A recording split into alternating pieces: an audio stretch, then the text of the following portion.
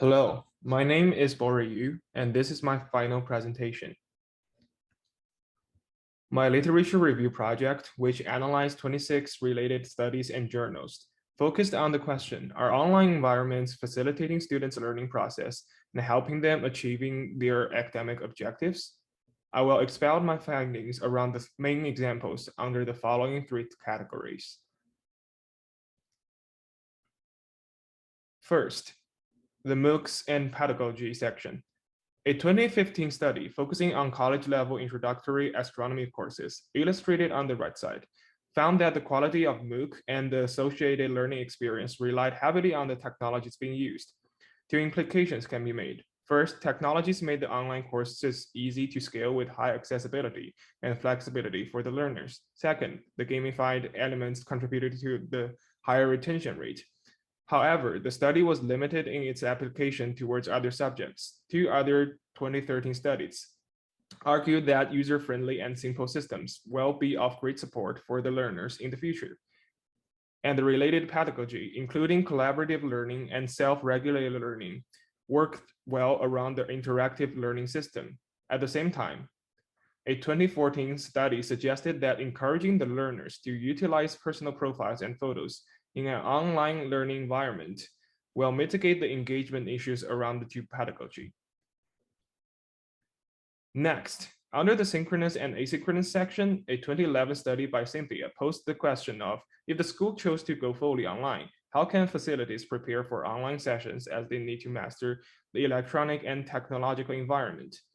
Another study in the same year tried to answer the question by innovating a method called synchronous learning in distributed environments. They pointed out, SLIDE was built on the assumption that productive learning occurs through conversations among students and faculties who create knowledge together in real time, without physically being together in the same place. Furthermore, a 2014 study suggested a new framework of interaction in the blended synchronous learning environment. The framework focused on blended social presence experience as it was illustrated here on the right side. The framework intended to close the loop between inter-group interaction and inter-group interaction. The study concluded that blended social presence was vital regarding the frequency of interaction between the groups and instructors. However, it was also pointed out that the blended learning environment could be easily affected by the network traffic without the appropriate technological infrastructures. Journals from previous two sections mention the obstacle they face when contemplating technological infrastructures. Besides the MOOCs, which mainly consisted of pre-recorded lectures, online adaptive learning systems are facilitated by machine learning and artificial intelligence.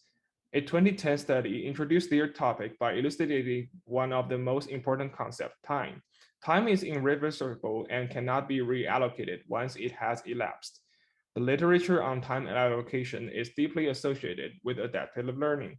For example, a self-guided study is likely to perform poorly relative to appropriately guided learning in terms of time budgeting.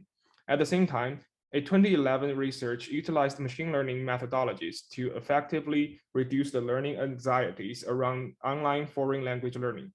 However, the approach required high-cost wearable devices. Another major innovative approach was a conversational AI and dialogue-based agent called QuizBot, developed by a study in 2019, and screenshot is here on the right side. The implementation of a conversational app proved to be vital in the initiation of an online learning experience, with the learning goal achieving rate being the highest among the other attempts.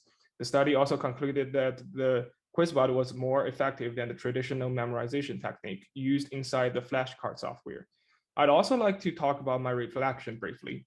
First, despite the pandemic being a vital theme in the recent 2 years, the research results of associate studies on the theme were not enough. Second, I look forward to the future studies on the heavy discrepancies between long-term versus the short-term learning achievements on adaptive learning systems. Diversity should also be my next concern. In this paper, I mainly conveyed studies and ideas that concentrated on the online learning environment of the United States. Chinese education system is currently undergoing the largest transformation yet.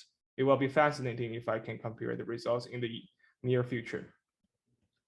Thanks for listening.